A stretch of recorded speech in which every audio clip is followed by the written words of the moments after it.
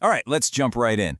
Today we're going to be digging into the latest full-year financial results for a company called Overseas Education Limited. You might know them as OEL.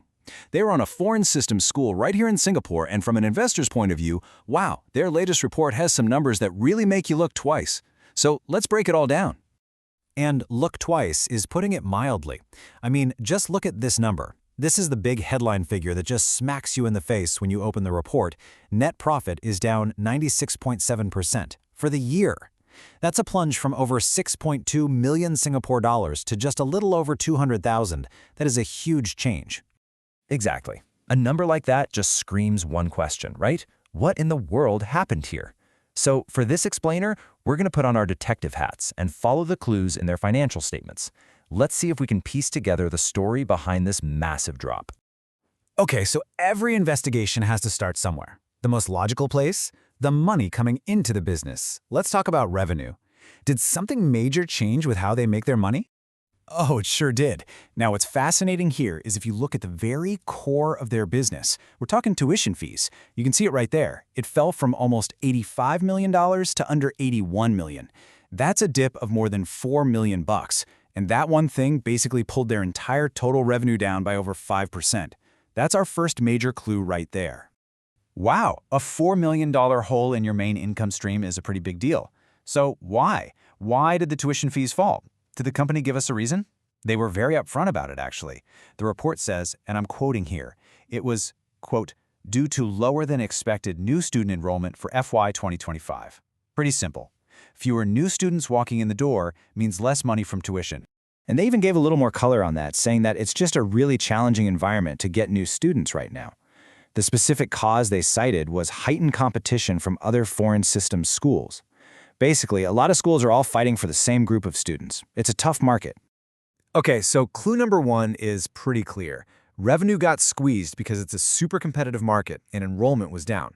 But that's only one side of the profit equation. We have to look at the other side, the money going out. What was going on with their expenses? And this is where the story gets even tougher for OEL. This chart really shows the double whammy they were facing.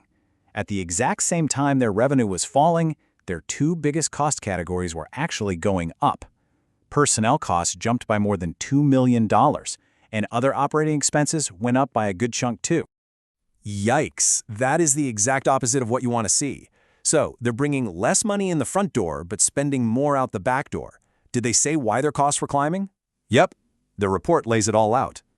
The bigger payroll was mostly because they hired more academic staff for some new initiatives at the school. As for the other expenses, that was a mix of higher insurance bills, property tax going up, and just, general inflation making everything more expensive. So, this is where it all comes together. When you put our two clues side by side, the picture becomes crystal clear.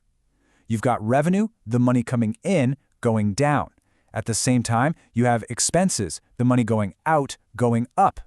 So what happens to what's left in the middle? That's your net profit. It just gets absolutely crushed from both directions. And in OEL's case, crushed by 96.7%. Okay, but 1 year's profit is really just a snapshot in time. It's not the whole story. To get a real feel for the company's overall financial health, we need to broaden our view and take a peek at its balance sheet. What it owns versus what it owes. Exactly. And the balance sheet tells a much more balanced story, actually. So on one hand, yeah, their cash pile is down by about 10%, which totally makes sense after the year they had. But look at the other side. They've been busy paying down their debt. Their bank borrowings are down from over $84 million to under $78 million. So even though they have less cash, they also owe less money, which is actually a pretty good sign of responsible management.